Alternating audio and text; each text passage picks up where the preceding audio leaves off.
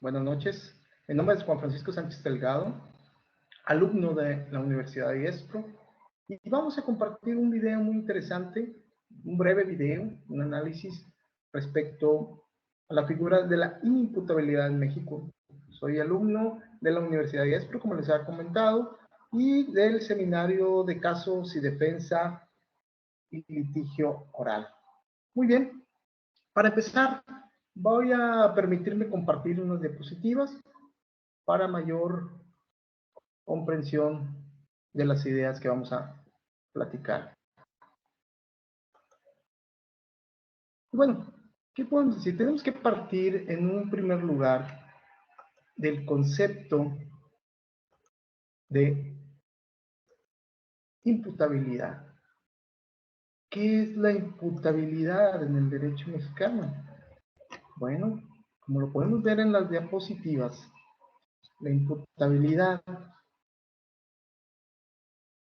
es la capacidad de entender y querer en el derecho penal. De hecho, en otras palabras, es una capacidad de comprender el carácter ilícito de un hecho y mediante esta comprensión que tenemos de la ilicitud del actuar contrario a la norma, conducirse conforme a esa comprensión. Es decir, a unas sabiendas que un hecho es ilícito, decidimos de manera consciente, voluntaria, conducirnos en ese sentido.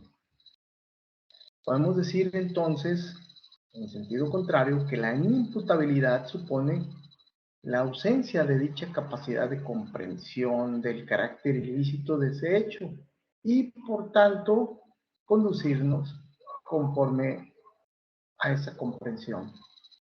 En otras palabras, es la carencia o falta de capacidad de un sujeto para comprender la ilicitud de un hecho. Y pues ante esa carencia de comprensión se encuentra imposibilitado para actuar de una manera voluntaria, de una manera espontánea conforme a esa falta de comprensión. Si vamos a realizar un hecho, pero no vamos a tener la conciencia ni la capacidad para determinar qué es ese hecho o qué ilicitud me marca ese hecho y los alcances y consecuencias de esa conducta. Por tanto, podemos establecer la imputabilidad como una causa de exclusión de la culpabilidad en el delito. Entonces, por tanto, nos vamos a remitir a lo que señala el Código Penal de la Ciudad de México. Podemos señalar otros ordenamientos de las entidades federativas, pero bueno, atendiendo a lo que señala el artículo 29 del Código Penal de la Ciudad de México, nos dice que hay causas de inculpabilidad cuando al momento de realizar el hecho típico la gente no tenga la capacidad de comprender el carácter ilícito de aquel o de conducirse de acuerdo con esta comprensión, en virtud de padecer trastorno mental o desarrollo intelectual retardado. Vamos a encontrar entonces que, de acuerdo a diversos ordenamientos de los estados en materia penal, resumimos que podemos señalar como inimputables a aquellos que sufren de un trastorno mental o desarrollo intelectual retardado, obviamente los menores de edad que tendrán su particular procesamiento y sordomudos de nacimiento que carezcan de instrucción. En grosso sentido, pues estas son las personas que podemos nosotros considerar inimputables.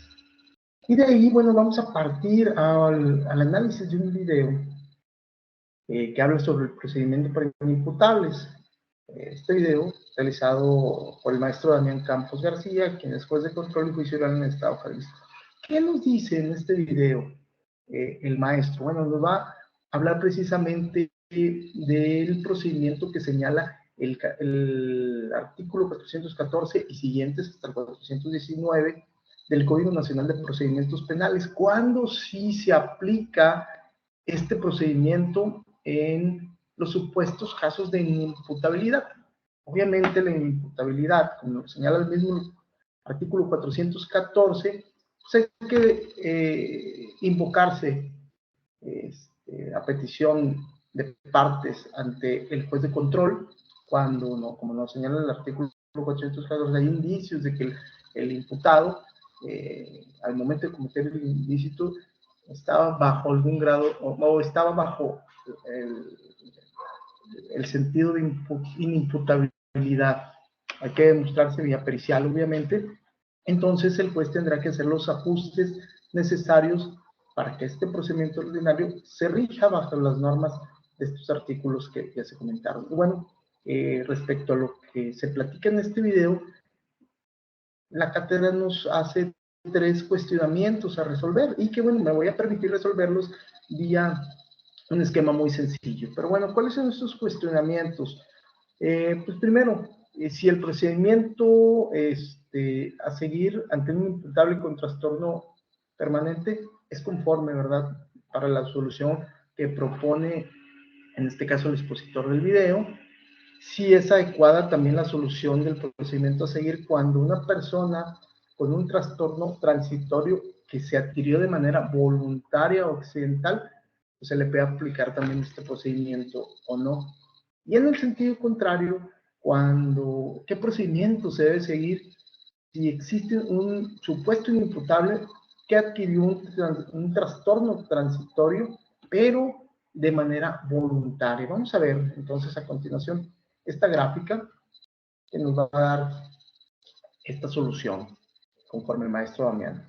Primero, cuando hablamos de un inimputable con trastorno permanente, vamos a pegarnos a las reglas que nos señala el artículo 414 y siguientes del Código Nacional de Procedimientos Penales. Es decir, si durante la inicial se invoca una causa o se invoca este trastorno permanente y que el sujeto activo es inimputable, se seguirá este procedimiento y al momento de terminarse la sanción no será una sanción que imponga una pena privativa de libertad, una prisión, pero sí se tendrá que establecer una medida de seguridad conforme lo que se señala en este video por el maestro Damián.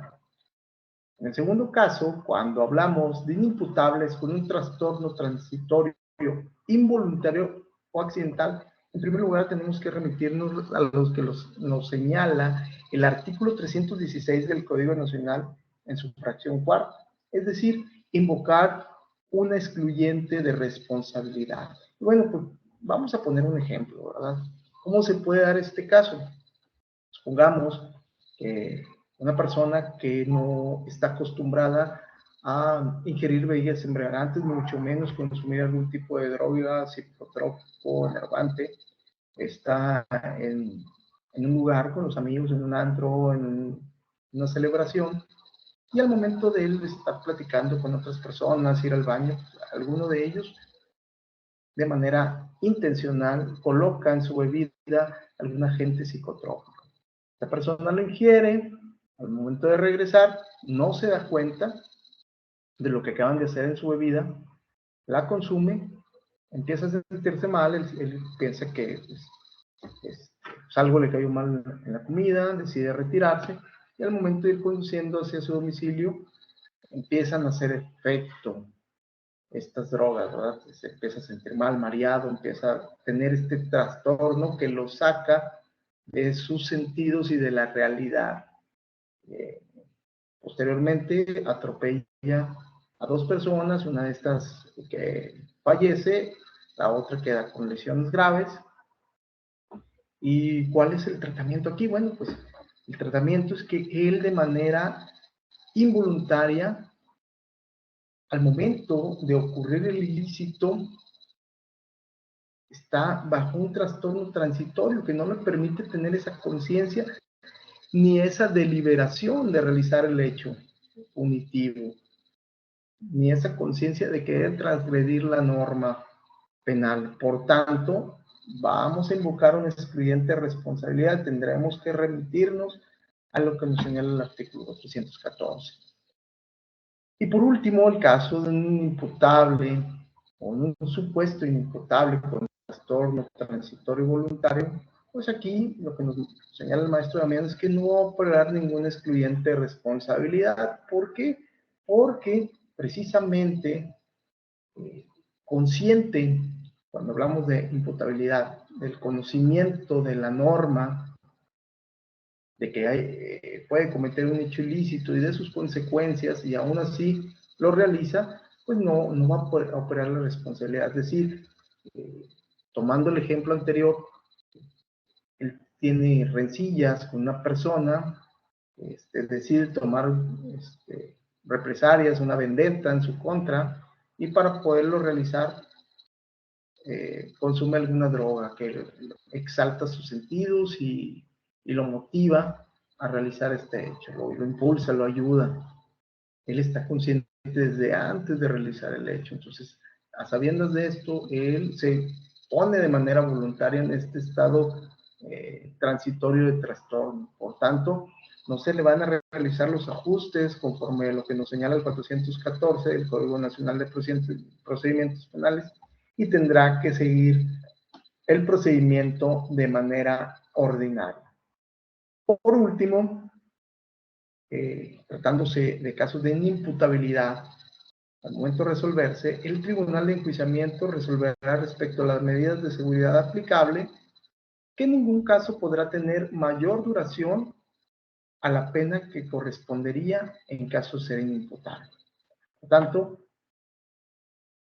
resolviendo en síntesis, la inimputabilidad se da cuando no existe esta conciencia, ya sea de manera permanente o transitoria, bajo un trastorno adquirido, una minoría de edad, o bien una persona, una discapacidad tal que no le permita la comprensión de la realidad de los actos que se están cometiendo. Es todo por este video. Espero que haya sido de su agrado. Muchas gracias y buenas noches.